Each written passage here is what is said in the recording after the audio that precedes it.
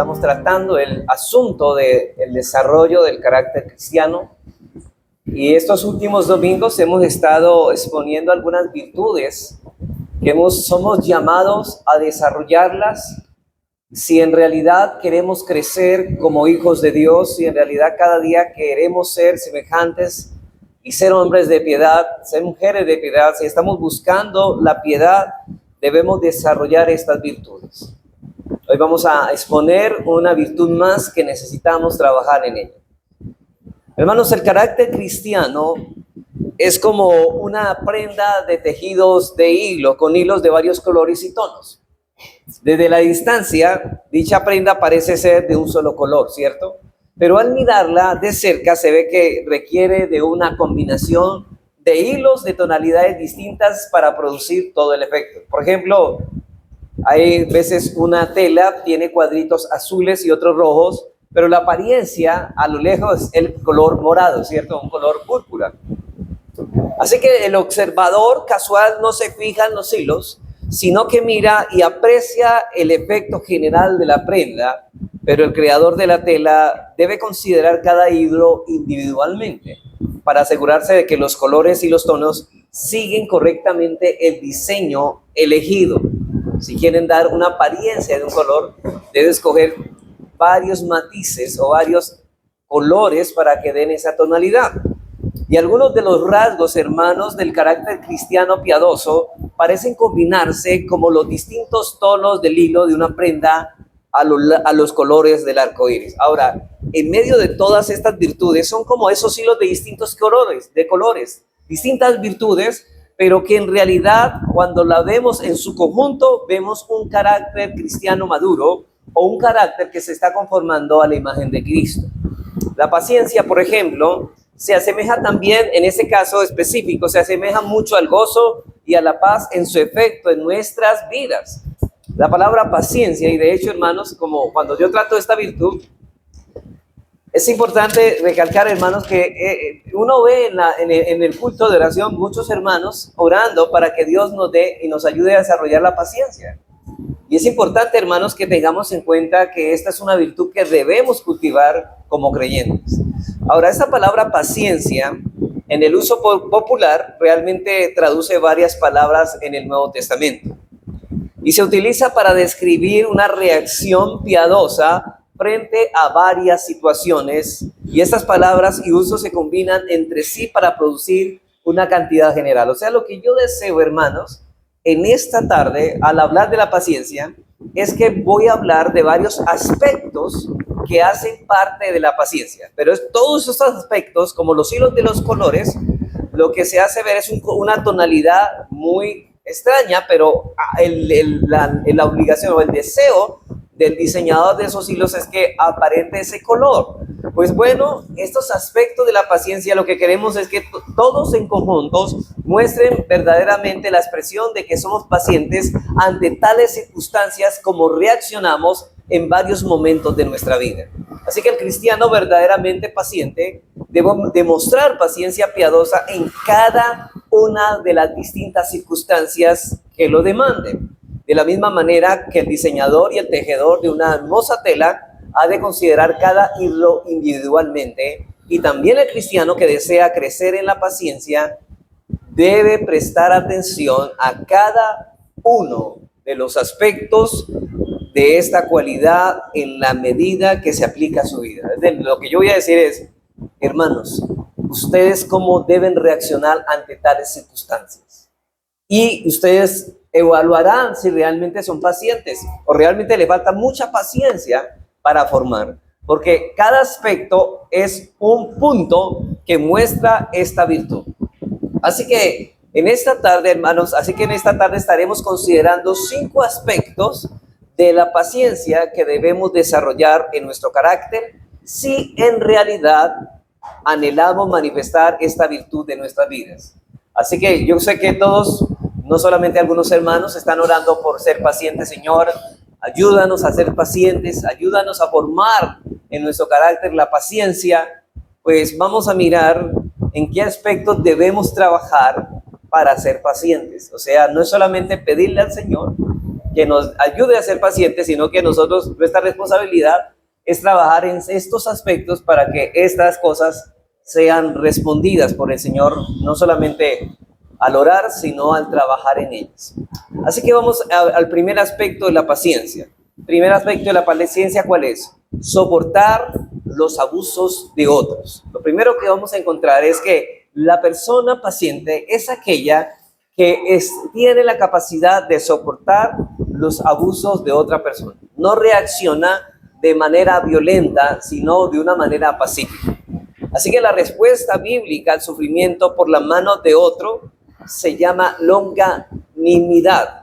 Noten que estoy hablando de un término que indica la paciencia.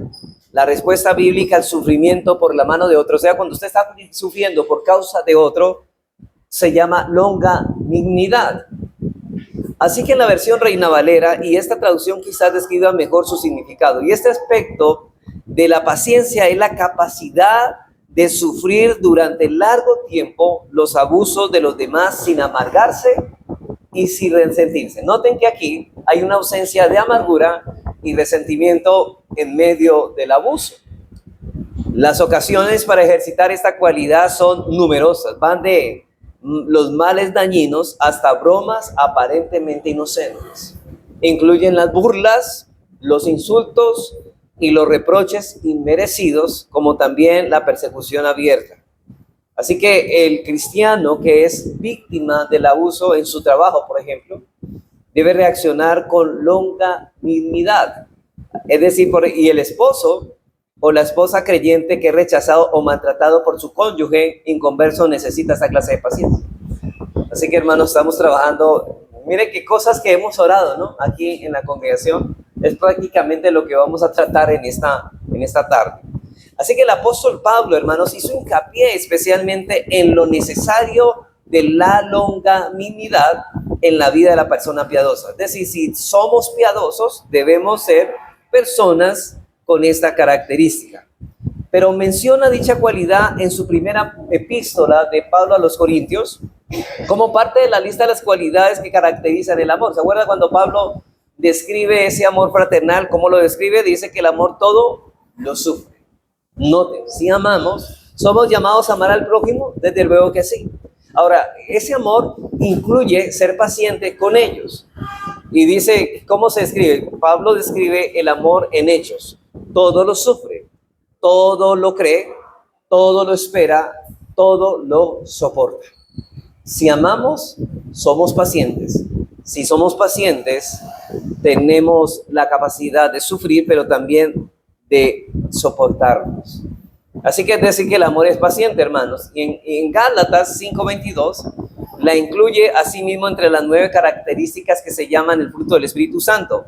Mas el fruto del Espíritu es amor, gozo, paz y paciencia. Es decir, ¿cómo se conoce el cristiano? Por los frutos. Y uno de ellos es la paciencia. Cuando se describe para los efesios la vida que es digna del llamamiento de Dios, incorpora también la característica de la longanimidad. En Efesios 4:2 dice soportándonos, note esto, él dice busquen la unidad, sean solícitos en buscarla, en manifestarla, esa unidad que ustedes dicen tener en Cristo y en el vínculo del Espíritu Santo. Ahora manifiéstala. ¿Cómo la van a manifestar? Bueno, soportándonos con paciencia los unos con los otros. ¿En qué? En amor. Hermanos, noten, que lo que nos lleva a ser pacientes es el amor hacia el prójimo. Si no hay amor, hay poca paciencia, pero si hay bastante amor, hay demasiada paciencia. Así que, hermanos, la paciencia mide el nivel de mi amor. ¿Cuán paciente soy? ¿Cuánto amo a esa persona? Y yo sé que un hombre que ama a su esposa es bastante paciente con su esposa. Si una mujer quiere saber cuánto su esposo la ama, note cuánta paciencia tiene para con ella. Así que, hermanos, Dios incorpora esto. Ahora bien, y la incluye también igualmente a dar a los colosenses una lista de las cualidades piadosas con que deben vestirse. ¿Se acuerda que nosotros debemos debemos despojarnos de ese viejo hombre como si quitáramos de una vestidura, pero dice que nos vistamos del nuevo hombre? Y en Colosenses 1:11 también dice así, Dice Colosenses 1:11, dice, diciendo fortalecidos con todo poder conforme a la potencia de su gloria para toda paciencia y longanimidad. Exhorta a los tesalonicenses y recomienda su propia vida a los corintios y a Timoteo, y en parte porque la paciencia era una de las virtudes. O sea, en cada una de las cartas se ve una exhortación a ser pacientes en varias facetas de nuestra vida. Ahora la pregunta es, yo sé que usted está preguntando, bueno, ya hasta ahora estamos describiendo más o menos por dónde va la cosa de la paciencia. ¿Cómo podemos crecer en este aspecto de la paciencia? En este largo sufrimiento bajo el maltrato de los demás. Porque uno dice, bueno, yo aguanto hasta cierto punto. Pero aquí no estamos hablando hasta cierto punto, sino siempre, constantemente ser pacientes con ellos. Bueno, mire, noten que toda nuestra vida y los frutos del Espíritu Santo están fundamentados en lo que Dios es y en lo que Dios hace. Lo primero que debemos considerar es la justicia de Dios. Vamos a considerar la justicia. ¿Queremos ser pacientes? Bueno, tengamos la convicción de ver la vida de acuerdo a que Dios es un Dios justo. En sus instrucciones a los esclavos que necesitaban ser pacientes bajo el trato de injustos, el trato injusto de los amos crueles, Pedro les dice que sigan el ejemplo de Cristo. Recuerden que en ese tiempo Pedro estaba viviendo en la iglesia, habían hombres que eran esclavos y estaban sufriendo tratos injustos de parte de sus amos. Ahora, ¿cuál es el consejo de Pedro para ellos? Bueno, primera de Pedro 2:23 dice el siguiente consejo, que es el consejo también para nosotros si estamos bajo esos abusos. Dice así, hablando de Cristo, quien cuando le maldecían no respondía con maldición. Cuando padecía no amenazaba, sino encomendaba la causa al que juzga todas las cosas, al que juzga justamente. Noten que Jesucristo, el formar el carácter de Cristo es ser pacientes como Cristo. ¿Y cómo fue Cristo paciente? Dice que Él encomendaba todo ese sufrimiento que le infligían esas personas, lo encomendaba a la causa del que juzga justamente, es decir, a la justicia de Dios.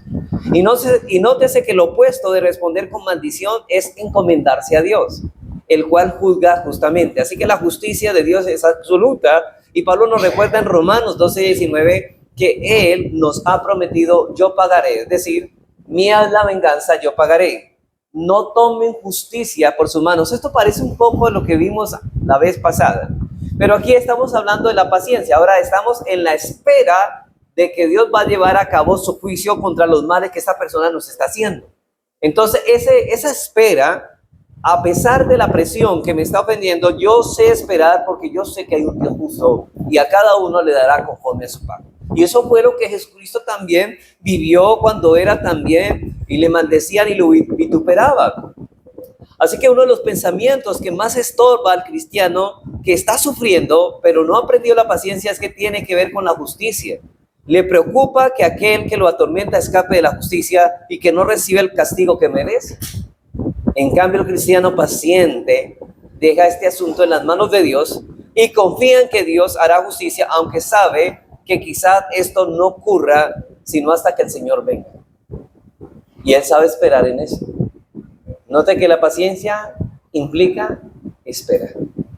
Y él espera en que Dios hará justicia, a pesar de que esa persona no se carga. Ellos dice, yo sé que el Señor se encargará de esto. Y esto lo vemos en 2 de Tesalonicenses 1:6-7, no lo voy a leer, simplemente ahí dice que allí Dios dará la retribución a los que nos atribulan, dará su justa retribución, y está hablando de la segunda venida de Cristo.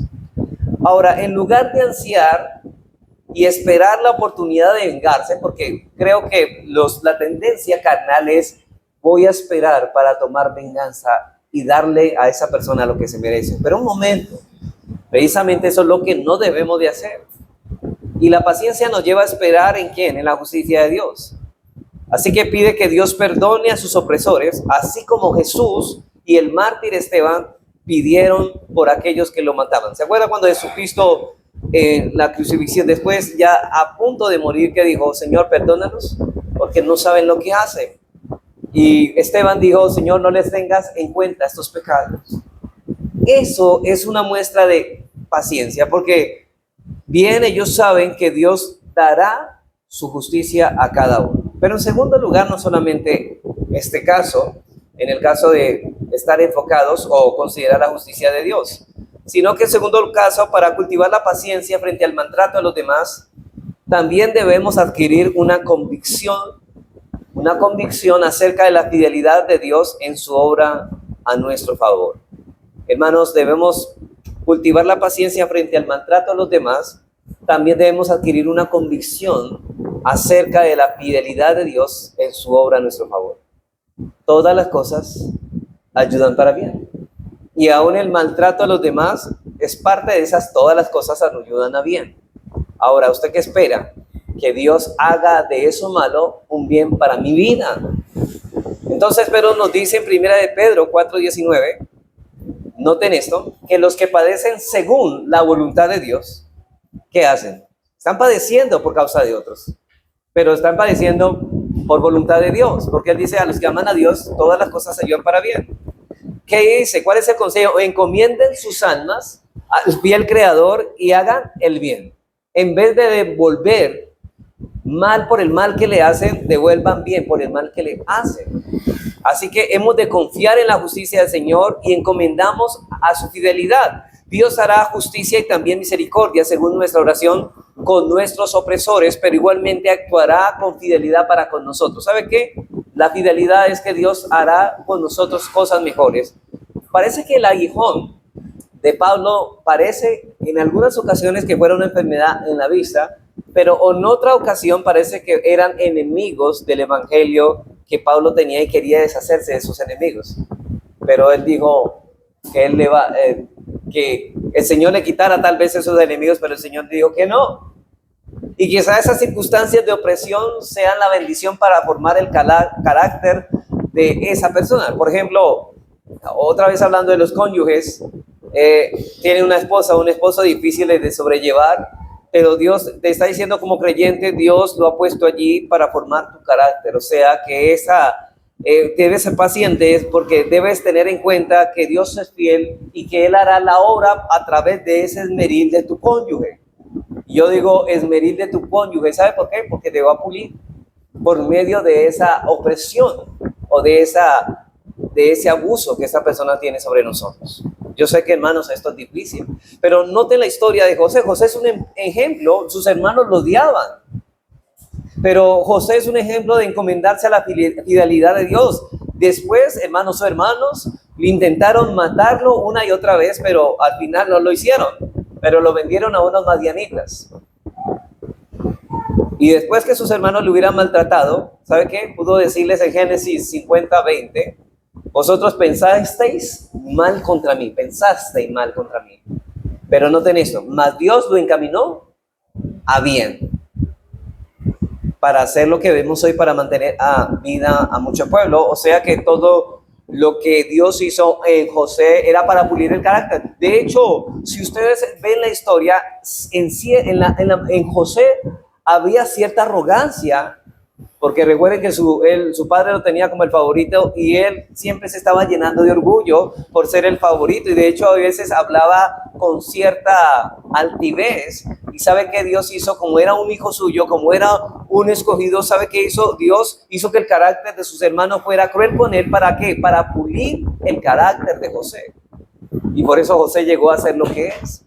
Dice, ustedes pensaron mal contra mí, pero ¿sabe qué? Mas Dios lo encaminó a bien.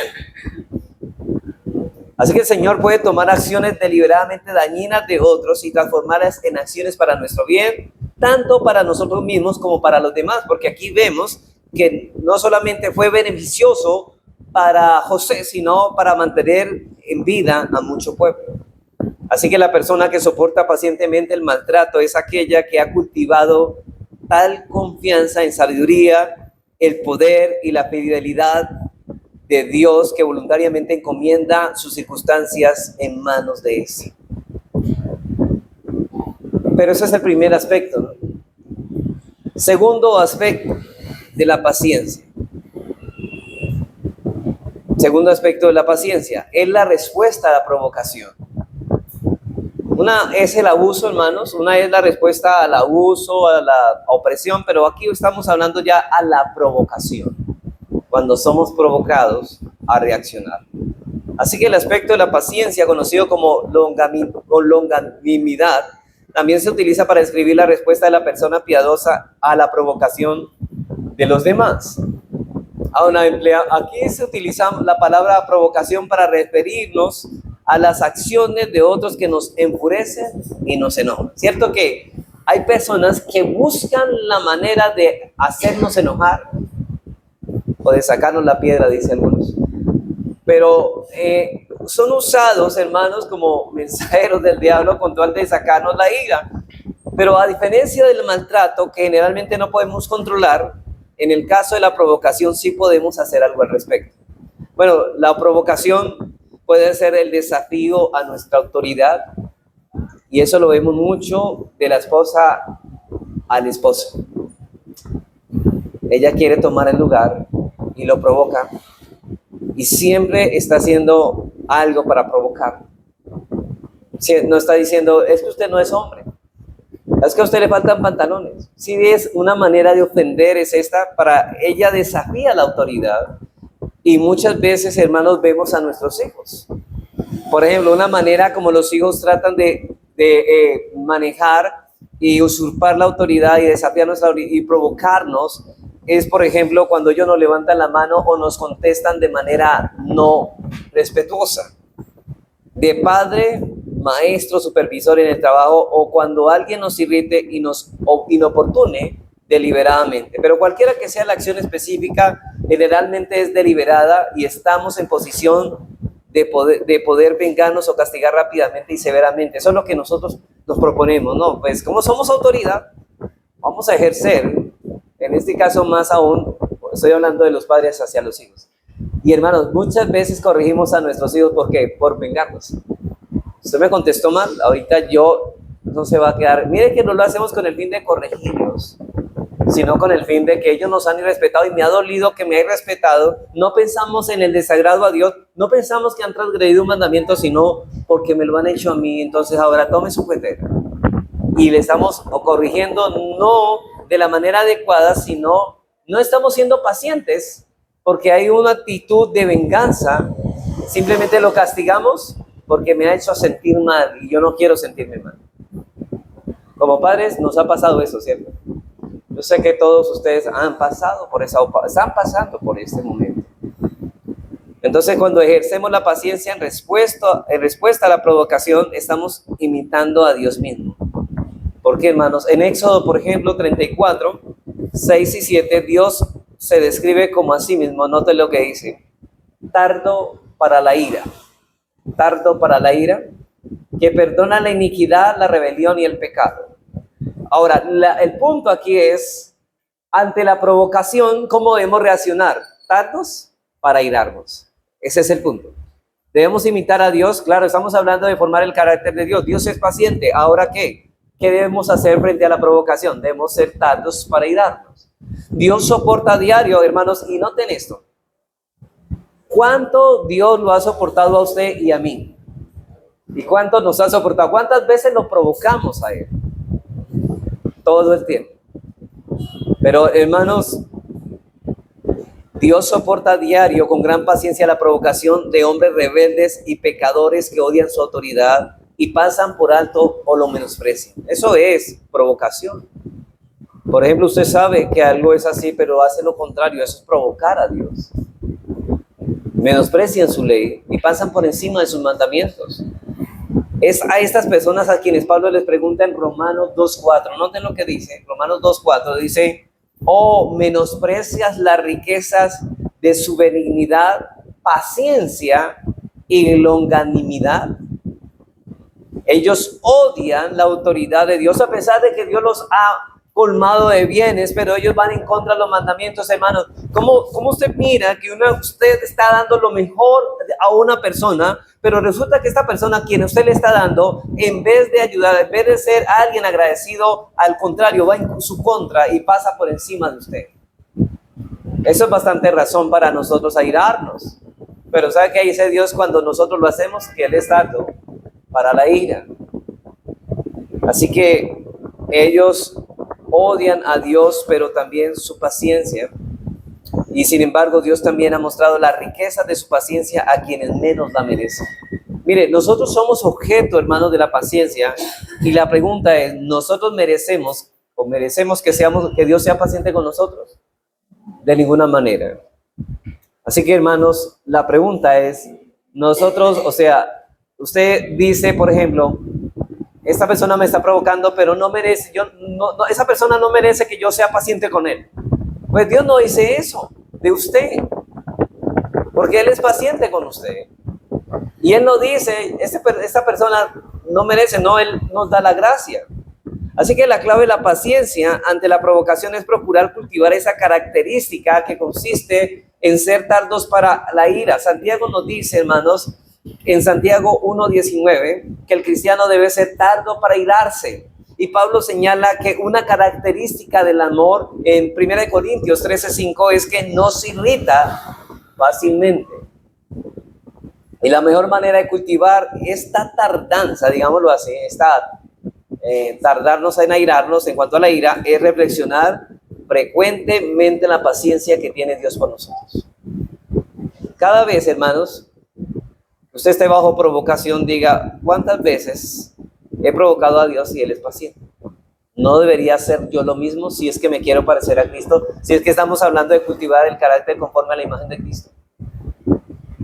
Así que la parábola de los dos deudores es realmente, hermanos, muy diciente en lo que estamos diciendo. Bueno, yo no la voy a leer, ustedes solamente escriban el texto. Mateo 18, 21 al 35 nos habla de esto y tiene el propósito de ayudarnos a conocer nuestra propia necesidad de ser paciente con los demás debido a que Dios emplea con nosotros una paciencia. Así que la paciencia, debido a la paciencia que Dios emplea con nosotros. Y en esta parábola, noten que el siervo impaciente tenía una gran deuda con su señor. Muchos millones le debía a este rey, según la versión Dios habla hoy.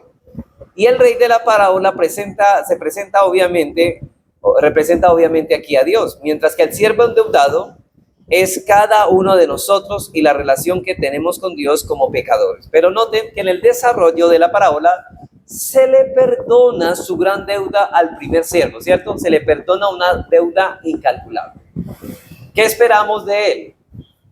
Bueno, pero dice que al salir de la presencia de su señor, se encuentra con un consiervo que le debe una pequeña cantidad de dinero. Recuerden que él viene de ser perdonado de una gran cantidad de una deuda. Y ahora se encuentra con un consiervo que le debe un poco de dinero, simplemente un poco. Pero impacientemente, ¿qué le exige? Le exige el pago, llegando al extremo de mandar al otro hombre a la cárcel. Ahora, nosotros somos como ese siervo impaciente, ¿se acuerdan, hermanos? No tenemos paciencia, queremos que Dios tenga paciencia con nosotros, pero no queremos tener paciencia con los demás, somos incoherentes. Nosotros somos como ese siervo impaciente cuando no soportamos la provocación con mansedumbre y pasamos por alto la gran paciencia de Dios para con nosotros. Por ejemplo, disciplinamos a nuestros hijos con enojo. Y hermanos, eso nos ha pasado a todos. Estamos actuando mal. Mientras que Dios nos disciplina con amor. Noten que hay azotes. Dice que el que Dios a su hijo que lo disciplina, dice que lo azota, ¿cierto? Lo azota. Ahora, yo no estoy diciendo que por amor no lo vamos a azotar. Sí, lo vamos a azotar. Pero lo vamos a hacer con una motivación correcta y en amor. Así que estamos ansiosos por castigar a la persona que nos provoca. Y cuando Dios está ansioso en perdonar, hermanos, cuando Dios está ansioso por perdonar, nosotros queremos ejercer nuestra autoridad en tanto que Dios quiere ejercer su amor. Ahora, yo no estoy diciendo que debemos eximir a nuestros hijos de la corrección y la disciplina, porque el padre que ama a su hijo lo disciplina desde temprano. Lo que estoy diciendo, hermanos, es que a la hora de hacerlo, no lo hagamos motivados por nuestro enojo, porque eso es pecaminoso. Hay veces tenemos tanta rabia que la manera de coger la vara es tan dura que no medimos la fuerza que aplicamos a nuestros hijos. Ahora, yo sé que hay que ser firmes en castigarlos, que lo sientan, ¿no? Pero hermanos, con enojo podemos llegar a abusar de nuestra autoridad a la hora de disciplinarnos. Nosotros queremos ejercer nuestra autoridad en tanto que Dios quiere ejercer su amor. Y esta clase de paciencia no cierra los ojos a la provocación de los demás, simplemente trata de responderles de una forma piadosa. Nos ayuda a controlar nuestra ira cuando se nos provoca e intenta confrontar a la persona y su provocación procurando sanar la relación en lugar de agravar los problemas. Noten que la idea de esto es, si esa persona tiene algo contra mí o yo tengo algo contra ella, la idea es solucionar esos problemas, ese enojo. Busca el bien del otro en lugar de la satisfacción inmediata de nuestras propias emociones. Muchas personas, los hijos o otra persona que esté enojada, siempre como padres, por ejemplo, buscamos con nuestros hijos satisfacer nuestras emociones. Estamos tan enojados que lo que decimos que nos puede calmar el enojo es cogiéndolos ferozmente a nuestros hijos. Pero hermano, la persona cuyo temperamento la lleva a enojarse fácilmente debe esforzarse de manera especial en ser paciente bajo la provocación. Si usted está bastante enojado, no es el momento para corregir a sus hijos. Y si usted está muy enojado con una persona, no es el tiempo para contestarle, porque ¿qué va a salir de su boca? Palabras que hieren, porque usted quiere tomar venganza y usted quiere atribuir algo que a usted no le corresponde. Entonces mejor calle en ese momento, respire hondo y pídale al Señor que ese enojo no se desarrolle ni se exprese en sus palabras. De hecho ahí es que cometemos homicidio. ¿Se acuerda que el Señor dice, no todo el que le quita la vida a otro con un arma, sino el que aún palabras hirientes al otro, con el fin de enfadarlo, de fin de tomar venganza con sus palabras, ya es homicida, dice la palabra de Dios.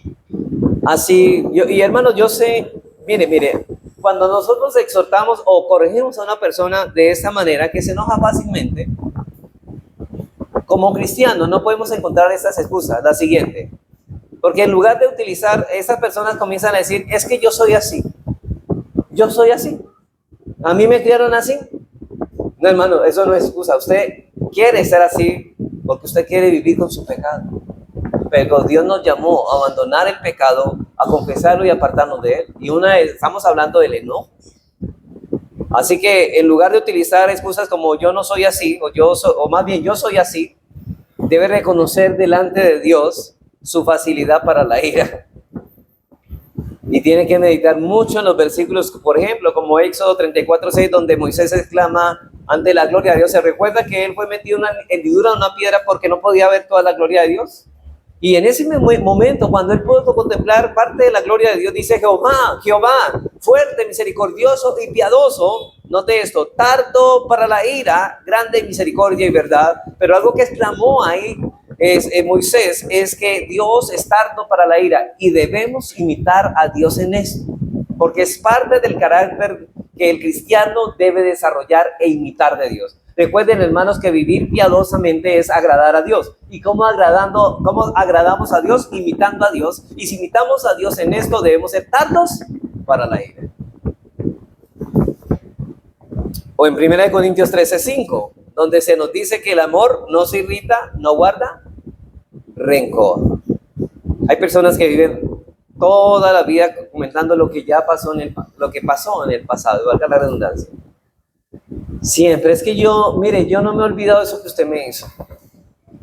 Mire, yo lo tengo aquí fresquito. ¿No ha escuchado a esas personas? Y ella dice, no, yo lo perdoné, pero es que yo no olvido. No, el problema, hermano, no es el problema, es que ahí no hay perdón. Yo sé que olvidar es imposible, es pasar de largo el asunto, es no tener en cuenta eso en el momento de alguna provocación. Santiago 1:19 dice, por esto, mis amados hermanos, todo hombre sea pronto para oír, tardo para hablar y tardo para airarse. Tardo para hablar. Aquí viene el dominio propio en el hablar y el dominio propio en las emociones, sobre todo en la ira.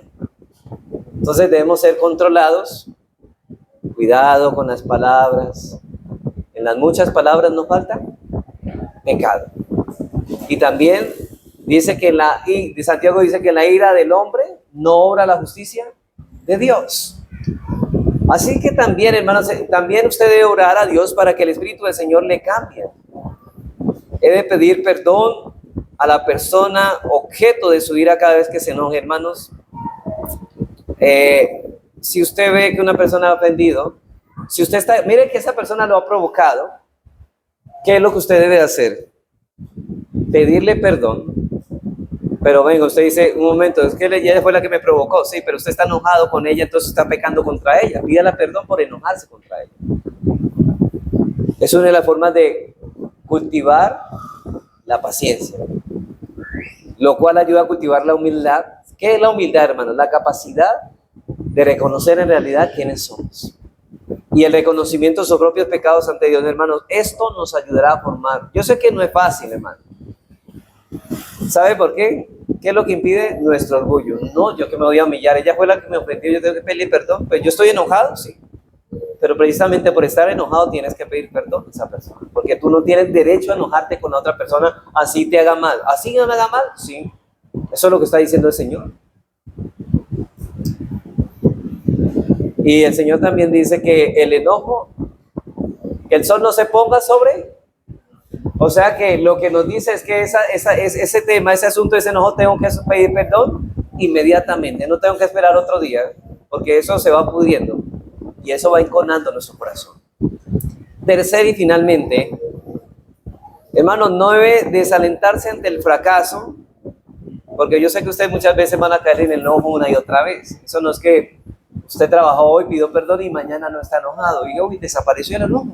No, eso es un trabajo, hermanos, que toca hacer para toda la vida. Pero entonces por eso les digo, no debe desalentarse por el fracaso. Necesita reconocer que su problema no es solo el resultado de su temperamento, sino también de un hábito pecaminoso que usted ha desarrollado toda la vida, y eso a la noche a la mañana no se va a quitar. Es un hábito que usted ha cultivado por años. ¿Cuántos años tiene usted? Y mire cuánto usted no ha trabajado nunca en esto para mortificar, y eso está allí y es difícil de removerlo.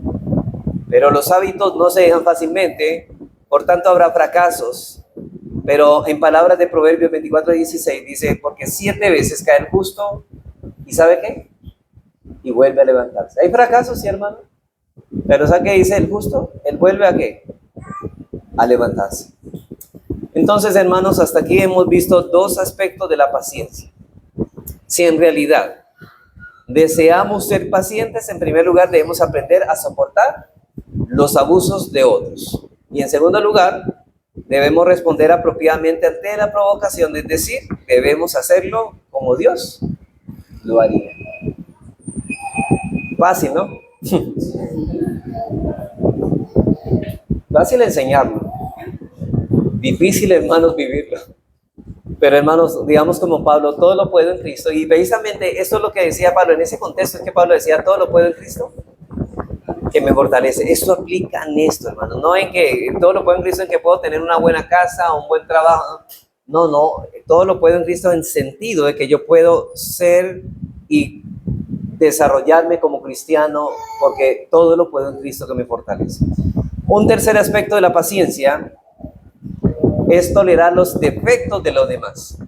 Un tercer aspecto de la paciencia es tolerar el defecto de los demás. Noten que no estamos solamente hablando no solamente como de la provocación que hablamos antes, de los abusos anteriormente en primer lugar, sino también de tolerar los defectos de los demás. Hermanos, hay personas, posiblemente la mayoría de nosotros tendrá la ocasión de demostrar paciencia hacia los defectos y fallas de los demás con más frecuencia que hacia el maltrato de la provocación. No sé si a usted le ha pasado que una persona habla muy despacio y uno quisiera acelerarlo para que hable más rápido y usted es impaciente. Y esas son cosas que nos toca trabajar, hermanos, y ser pacientes, saber escucharlos, aunque hable una palabra por minuto. Pero, hermanos, nosotros aprendemos a eso y la gente siempre está haciendo cosas que, aunque, hermanos, no van dirigidas contra nosotros, porque aquí ya no estamos hablando de cosas que van contra nosotros, sino que nos afectan y nos irritan, porque esa persona realmente no es como quisiéramos que fuera, porque parece que no tuviera la capacidad y se desenvolviera como nosotros quisiéramos. Muchas veces esto nos sucede con nuestros hijos. Queremos que nuestros hijos sean rápidos y eficientes, pero tenemos que ser pacientes porque son niños. Y puede ser, hermanos, Mire, a muchos, yo no conduzco, hermano, pero yo sé que usted conduce, pero no, dígame si no. Puede ser el conductor que está delante de nosotros que conduce demasiado lento y usted está totalmente impaciente con el pito ahí y queriendo que él camine ligero. O el amigo que llega tarde a la cita, o el vecino que es desconsiderado. Muchas veces, hermanos, en estas cosas somos impacientes, ¿cierto?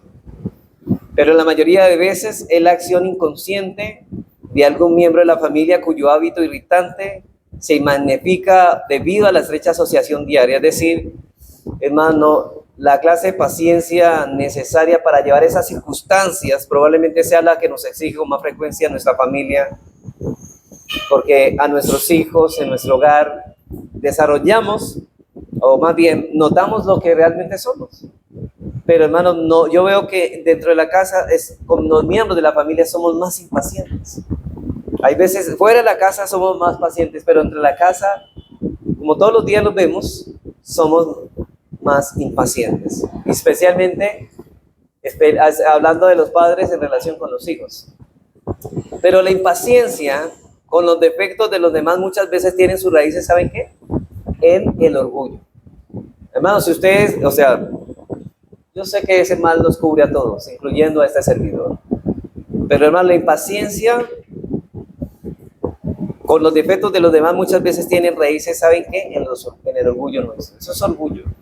John Sanderson comenta lo siguiente, dice, casi no hay un día que pase sin que escuchemos comentarios burlones acerca de la estupidez, la torpeza o la ineptitud de los demás. Ahora, tales palabras surgen de considerarnos más inteligentes, ¿cierto? O sea, nosotros, ¿por qué esa persona, la impaciencia, por qué esa persona no puede ser como yo? Oh, wow, o sea que usted es el modelo de perfección. Y eso es orgullo, hermanos, porque todo el mundo queremos que sea como nosotros y quieren que hagan las cosas como nosotros las hacemos. Y eso nos lleva a impacientarnos cuando no las hacen como nosotros las hacemos. Hermanos, eso es orgullo, y esas palabras salen de considerar más inteligentes o más capaces que aquellos que nos provocan a la impaciencia. Y aunque esto fuera cierto, Pablo dice en 1 Corintios 4:7, hermanos, miren lo que dice, ¿por qué te jactas como si no lo hubieras recibido? Hermanos, toda capacidad que tenemos, sea intelectual, sea física, toda esa capacidad, ¿saben de dónde vino? De Dios. Y a Dios no a todos le repartió de la misma medida, sino a que a uno le dio una medida y a otros otra. Entonces debemos ser pacientes con los que tienen poca medida de lo que el Señor le ha dado. Así que dice 1 Corintios 4:7 que cualquier capacidad que tenemos nos ha sido dada de Dios, así que no hay motivo para creer que seamos mejores que los demás. Y esa reacción y la reacción a los defectos y las fallas de otros puede describirse mejor con la palabra soportar. Por ejemplo, esa palabra soportar está solamente, por la cito, en Efesios 4:2 y en Colosenses 3:13. Esa palabra puede emplearse en el sentido negativo como una tolerancia de mala gana a los defectos del otro. Por ejemplo, hermanos, sí hay que tolerarlos, pero no de mala gana, sino de buena gana. Pero también la palabra tolerancia se puede utilizar para describir este aspecto de la paciencia. El soportar o la tolerancia en la Biblia se asocia con el amor, la unidad de los creyentes. ¿Por qué yo, hermano, tengo paciencia con esa persona? Porque lo amo. Y yo sé que todos no somos iguales. De hecho, la iglesia que es una unidad en diversidad. Y a todos no se nos dio el mismo nivel de fe. Dice la Biblia que a unos se les dio al 30, otros al 60 y otros al 100. Así que vamos a mirar a los cristianos creciendo más rápido y entendiendo mayor las cosas y otros no. Pero todos tienen fe y debemos soportarlo. Mire lo que dice Efesios 4:2 y 3 referente a soportar y a tolerar en amor. Que esa tolerancia y paciencia se asocia con el amor y la unidad de los creyentes y el perdón. Efesios 4:2 y 3, Pablo dice, con toda humildad, noten, humildad es no orgullo, y mansedumbre, soportándoos con paciencia. Donde hay humildad, hay una capacidad de soportarnos con paciencia, los unos a los otros en amor, solícitos en guardar la unidad del espíritu en el vínculo de la paz. O sea, hermanos, ¿puede haber unidad donde no hay paciencia? No. no podremos manifestar la unidad que tenemos en Cristo si no somos pacientes, si no nos soportamos unos a otros.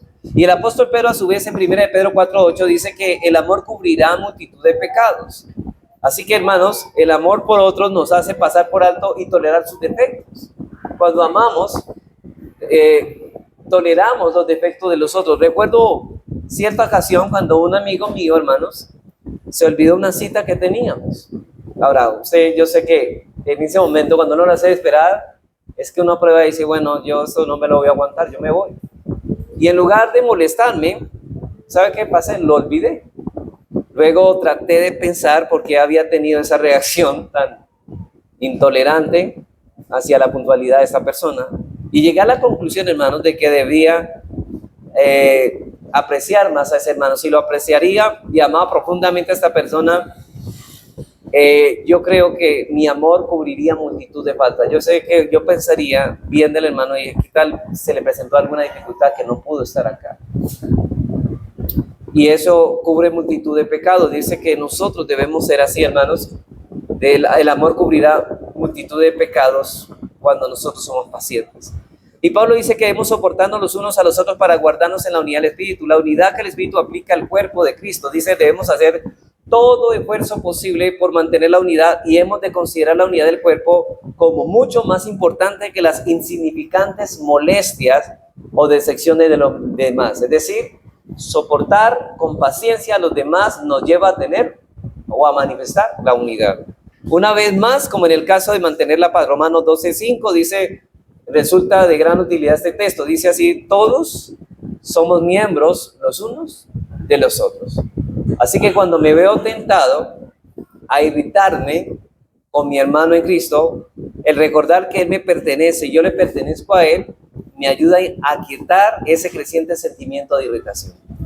En Colosenses 3:13, Pablo usa el soportar como el perdonar. Note esto, soportándonos unos a otros y perdonándoos unos a otros si alguno tuviera queja contra otro.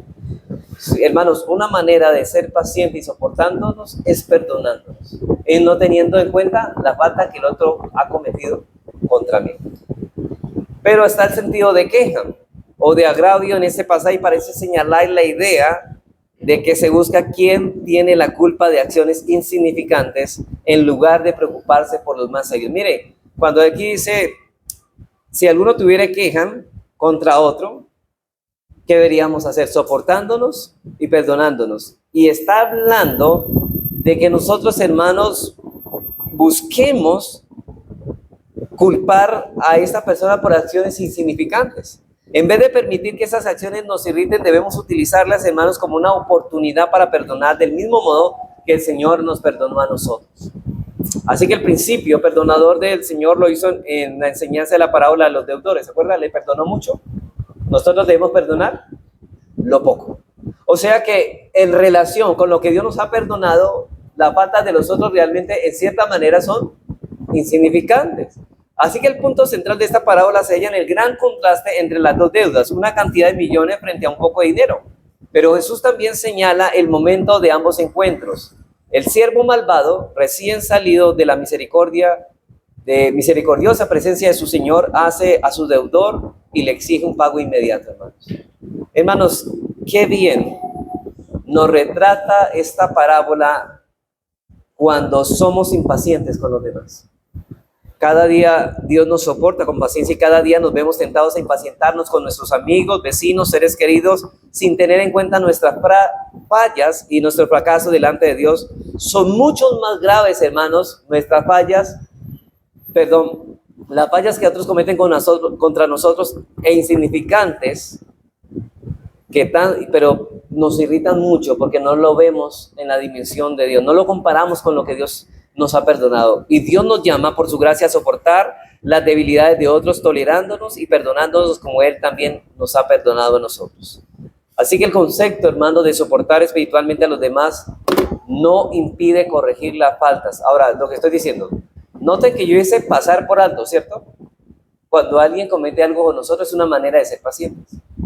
Pero este concepto de soportar espiritualmente a los demás no impide, hermanos, corregir las fallas de otros o confrontar a alguien por algún hábito irritante. Es decir, Si tu hermano peca contra ti, llámalo tú y él estando solo. O sea, pasar por alto la falta no significa, hermanos, decirle que está pecando. Toca llamarlo. Pero en lugar de ello, hermanos, el Señor Jesús nos enseña que la corrección debe hacerse con la acción de vida. No hemos de buscar eliminar la paja, ese hábito o esa falla que nos irrita el ojo de nuestro hermano hasta que hayamos quitado la viga en nuestros ojos. Es decir, hermanos, si vamos a corregirlo, primero quitemos la viga para después quitar la paja. ¿Y cómo lo hacemos ahí en ese caso? Bueno, que yo no voy a ir con enojo. Lo que me movió a corregir a mi hermano no es el enojo. Así que la viga en nuestro ojo puede ser cualquier actitud incorrecta hacia nuestro hermano como una reacción de deficiencia o debilidad, o puede incluir irritación, el orgullo, una actitud de menosprecio o crítica. Mire, la hipercrítica, cuando el Señor dice no juzguéis para que no seáis juzgados, no nos está eximiendo de juzgar, porque de hecho si tu hermano peca contra ti, llámalo y estando solo, eso se llama juicio. Usted está juzgándolo a él por algo que hizo mal. Pero entonces, ¿por qué dice después que no juzguéis a los demás? Pues precisamente, ¿en qué sentido? En el sentido de que yo si voy irritado y simplemente le voy a decir las cosas para vengarme de él, entonces no estoy haciendo bien, entonces ahí no debo juzgar. Eso se llama hipercrítica y yo debo guardarme eso. Pero si yo lo hago con la actitud correcta, es decir, mi hermano pecó contra mí, yo no quiero que mi hermano ese pecado lo domine, sino que quiero librarlo de ese pecado y lo voy a corregir en amor, por el bien de él. Eso es lo que debemos de hacer. Pero para eso tengo que quitar la viga de mi ojo. Y en este caso, ¿cuál sería la viga? El enojo y la ira incontrolable. Así que cualquiera que sea nuestra actitud incorrecta, debemos resolverla primero y estar seguros de que nuestro deseo de corregir o confrontar no surge de un espíritu de impaciencia, sino de una actitud amorosa y de preocupación por la bienestar de nuestro hermano. Entonces, hermanos, hemos visto que si en realidad deseamos ser pacientes, en primer lugar debemos aprender a soportar los abusos de otros. En segundo lugar, debemos responder apropiadamente ante la provocación, es decir, debemos responder como Dios lo haría. Y en tercer lugar, debemos tolerar los defectos de los demás. Y ahora en cuarto lugar, este es ya el penúltimo, si queremos ser pacientes debemos esperar en Dios. Debemos esperar en Dios. Hermanos, esta es otra área en la que muchos de nosotros necesitamos practicar la paciencia, y es en cuanto a esperar el tiempo de Dios en nuestras vidas. Quizá hemos estado orando durante varios años por la salvación de un ser querido, por la solución de algún problema al que estamos enfrentándonos, o por el cumplimiento de cierto deseo muy esperado. Pero hermanos, a la larga nos estamos impacientando porque Dios no está contestando, o parece que Dios no va a responder nuestra oración. Por ejemplo, ustedes recuerdan la larga espera de Abraham por el nacimiento de su hijo Isaac. Es el clásico ejemplo, el ejemplo bíblico de la necesidad de paciencia para esperar a la hora de Dios. Bueno, como Abraham, muchos hemos intentado apresurar el momento de Dios y ofrecer otra solución. ¿Qué hicieron Sara y Abraham? No podían tener hijos, pues lo tenemos con la sierva. Pues adelantemos esto porque está como, ya nosotros perdimos la costumbre y ya no podemos tener hijos, pues va a tocar el plan B. Pero el problema es que se impacientaron en ese momento. Y como hicieron Sara y Abraham en el caso de Ismael, lo cual produjo tristeza en lugar de satisfacción, porque usted sabe que eso resultó para mal, porque después Ismael y Sara no podían vivir juntos. Ahora, Saúl es otro ejemplo de alguien que no quiso esperar el cumplimiento del tiempo de Dios y por eso perdió su reino. Tanto Abraham como Saúl se impacientaron por su falta de fe, fidelidad a Dios y por no estar dispuestos a esperar en él. Y Dios en su gracia soberana le dio otra oportunidad a Abraham, por lo que éste llegó a ser padre de los creyentes.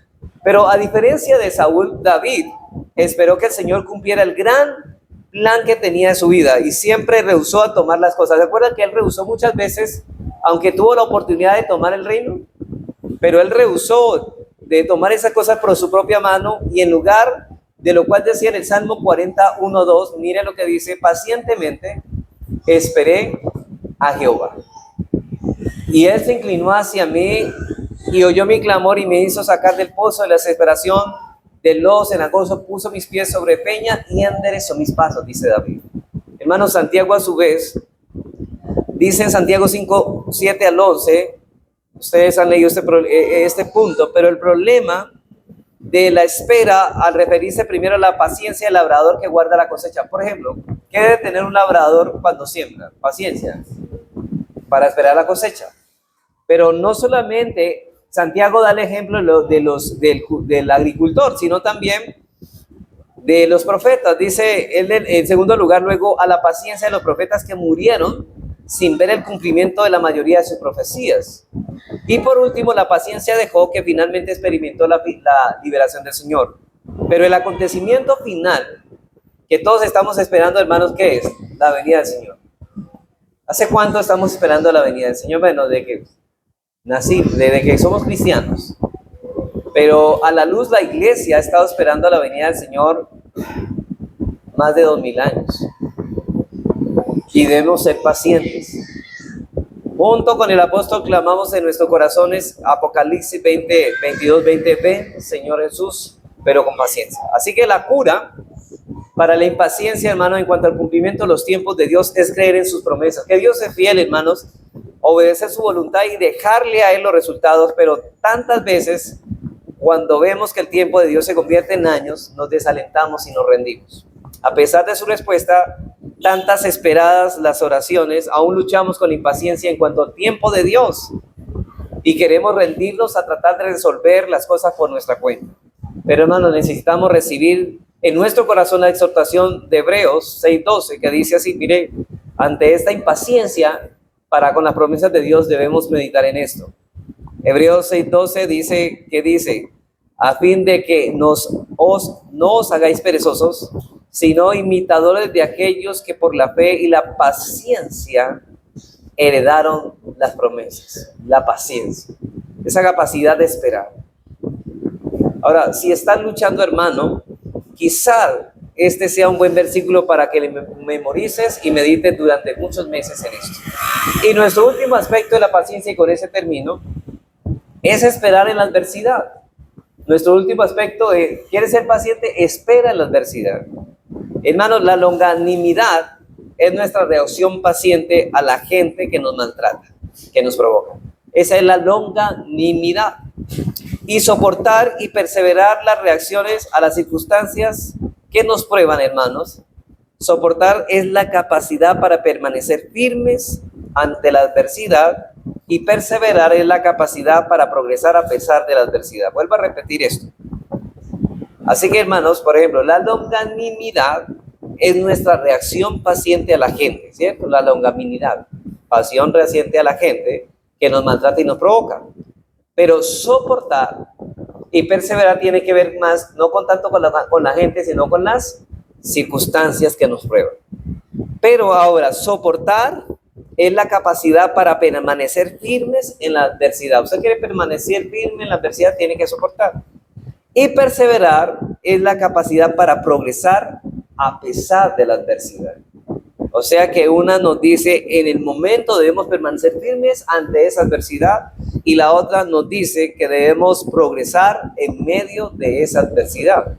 Así que estas dos palabras traducen la misma palabra griega y simplemente representan dos perspectivas distintas de la misma cualidad. Una respuesta divina a la adversidad. Debemos permanecer firme, debemos desarrollarnos en medio de la adversidad. Hermanos, la fuente de la adversidad puede ser el maltrato de otras personas, como cuando los hermanos de José lo vendieron como esclavo, o cuando Esaú persiguió a David, o cuando los judíos rechazaron y crucificaron al Señor Jesús. En otras ocasiones, nuestras pruebas, hermanos, provienen de los ataques de Satanás, como el caso de Job. Otras fue la adversidad, es la mano de Dios que actúa en disciplina sobre nuestras vidas. Eso nos puede llevar, hermanos, a afirmarnos. Pero cualquiera que sea el origen de las circunstancias adversas, la clave para poder soportar y perseverar es creer que Dios lo controla todo y que todas las cosas están obrando para nuestro bien. Romanos 15:4 dice, porque las cosas que se escribieron antes, es decir, la del Antiguo Testamento, para nuestras enseñanzas que escribieron, a fin de que por la paciencia y la consolación de las Escrituras tengamos esperanza. Es decir, las historias de Abraham, de Jacob, de José, de David, de Job, fueron escritas para que tengamos el privilegio, hermanos, de ver a Dios obrando y controlando las circunstancias para el bien de ellos y para su propia gloria. Estos ejemplos deben alentarnos a creer que Dios controla también nuestras circunstancias, aunque no siempre reconozcamos su control. Todo está bajo el control de Dios. Ahora, durante muchos años, yo sé, hermanos, me ha ayudado mucho en darme cuenta de que Dios jamás le explicó a Job por qué había sido probado. Pero usted y yo sabemos que detrás de la escena, hermanos, contemplando la batalla entre Dios y Satanás, pero Job nunca supo de eso, o sea, no sabía la batalla que había detrás de eso. Simplemente sabe que llegó al punto de aceptar todo aquello que Dios permitiera. Sabía que todo lo que Dios permitiera era para el bien. Aunque Satanás tocara su cuerpo y sus bienes, sabía que eso era para el bien de él. Y frecuentemente no entendemos el propósito de las pruebas, pero mediante la consolación de las Escrituras debemos tener esperanza y con esa esperanza perseverar. Es decir, hermanos, usted sabe cuál es el propósito de las pruebas, ¿no? Fortalecer nuestra fe, probar realmente nuestra fe, si es genuina o si es falsa o si es poca la fe. Las pruebas no es para probar, no es para que Dios se dé cuenta cómo somos nosotros, sino es para que nosotros nos demos cuenta de cómo somos nosotros mismos. Así que la Biblia asocia frecuentemente la esperanza con el soportar y el perseverar. Hermanos, en 4 casos en los que Pablo habla de perseverar o de soportar en la carta a Romanos, lo hace en el contexto de esperanza. Es decir, nosotros soportamos, perseveramos porque hay una esperanza. Y el apóstol felicita a los creyentes de Tesalónica por su perseverancia. Les inspira a la esperanza y todo el tratamiento que el autor de Hebreos dice es lo mismo. Dice, lo que hace el autor de Hebreos es, hace del soportar y el perseverar está vinculado muy cerca con la esperanza. Usted, por ejemplo, lo lee en los capítulos 10 y 12. ¿Se acuerda que dice que estos, aunque no habiendo alcanzado lo prometido, dice que aún así guardaron esperanza? Hebreos 11.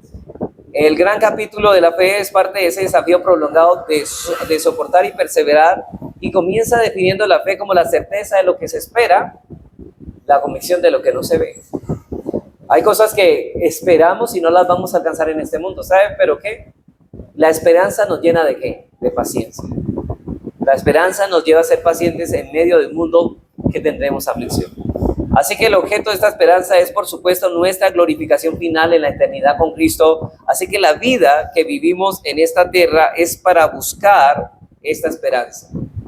El autor de Hebreos compara nuestra larga carrera de que se debe correr con paciencia, con perseverancia. Y esa palabra ahí, paciencia, es perseverancia.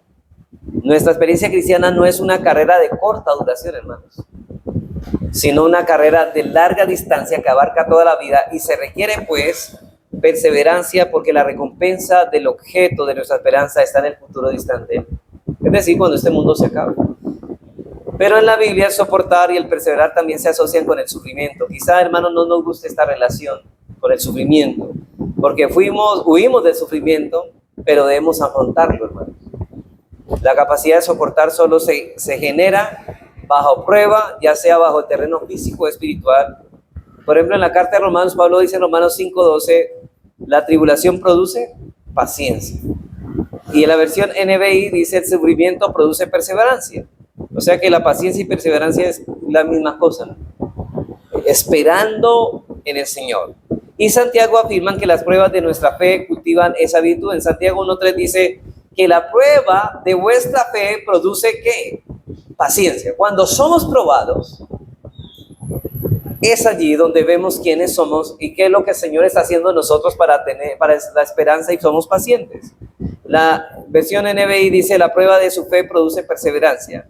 Todos deseamos ser capaces de soportar y perseverar, pero no nos gusta pasar por el proceso necesario de estas cosas. Por eso Dios es tan fiel que permite las pruebas en nuestras vidas, aunque nosotros intentemos huir de ellas. Y voy terminando, hermanos. Entonces vemos entonces que Dios utiliza el estímulo de las Escrituras, la esperanza de nuestra salvación en gloria, y las pruebas que Él manda o permite para producir en nosotros la capacidad de soportar y perseverar. O sea, no solamente las verdades de la Escritura, sino las pruebas mismas nos ayudan a soportar y a perseverar en los momentos de adversidad. También obra directamente en nuestro corazón. En Romanos 15:5 Pablo nos dice que Dios proporciona paciencia, consolación.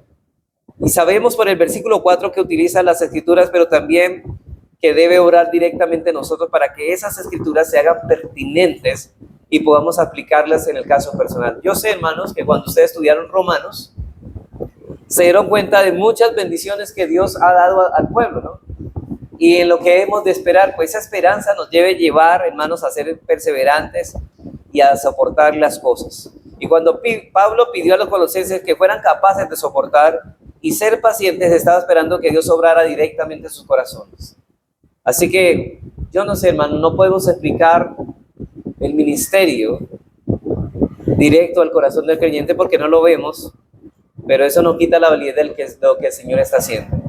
La Biblia afirma constantemente que dicho ministerio del Espíritu Santo, por ejemplo, en Romanos 8, 26, 27, Pablo dice, y de igual manera el Espíritu Santo nos ayuda en nuestra debilidad, pues qué hemos de pedir como conviene no lo sabemos, pero el Espíritu intercede con nosotros con gemidos indecibles, mas el que escudriña los corazones sabe, no nosotros, cuál es la intención del Espíritu, porque conforme a la voluntad de Dios intercede por nosotros. No sabemos eso, pero a través de estas cosas Él nos lleva a soportar y a perseverar. Segunda de Corintios 1, 3, 4. Bendito sea el Dios y Padre de nuestro Señor Jesucristo, Padre de misericordias y de toda consolación, el cual nos consuela en todas nuestras tribulaciones, para que podamos también nosotros consolar a los que están en cualquier tribulación por medio de la consolación con que nosotros somos consolados por Dios. Y el último texto es Efesios 3, 6, 16 al 19. Otra vez, otro de los textos misteriosos. No sabemos cómo Dios obra internamente, pero obra. Dice, para que os dé conforme a las riquezas de su gloria, al ser fortalecidos con poder en el hombre interior por su espíritu, para que habite Cristo por la fe en vuestros corazones, a fin de que arraigados y cimentados en amor, seáis plenamente capaces de comprender con todos los santos cuál es la anchura, la longitud, la profundidad y la altura, y de conocer el amor de Cristo que excede todo conocimiento, para que se llenen de toda la plenitud. Noten, todo esto llevándose a cabo en lo oculto, pero que se está llevando a cabo por el bien de nosotros. Para concluir, hermanos, entonces podemos ver, hermanos, que el fruto de la paciencia en todos sus aspectos, lo podemos ver en todos sus aspectos: longanimidad, capacidad de soportar, perseverancia, todo está íntimamente relacionado con nuestra devoción a Dios. Y realmente, hermanos, todo esto, si queremos realmente agradar a Dios, debemos ser pacientes, porque debemos imitar a Dios en ser pacientes. Todas las características de la piedad surgen y tienen su fundamento en la devoción a Dios. ¿Se acuerdan, hermanos, de dónde brota todo eso? En una vida centrada en Dios, pero el fruto de la paciencia debe brotar de esa relación de manera particular. Solo temiendo a Dios nos someteremos a las pruebas que Él nos envía y permita. Y solo comprendiendo su amor por nosotros en Cristo, obtendremos el valor para soportarlas. Noten que aquí están dos elementos de la piedad: temor y amor, que brotan de esto. Y el amor y el temor nos llevan a ser pacientes. Así que las pruebas siempre cambian nuestra relación con Dios, pero, hermanos, nos apartan o nos acercan a Él. Muchas personas en las pruebas se apartan de Dios, otras se acercan más. Unas se endurecen, otras son sensibilizadas. Así que la medida de nuestro temor de Dios y nuestra comprensión del amor que Él nos tiene determinarán la dirección que tomemos. Vamos a pedirle al Señor, hermanos, que siga ayudándonos a ser pacientes en medio de todo esto.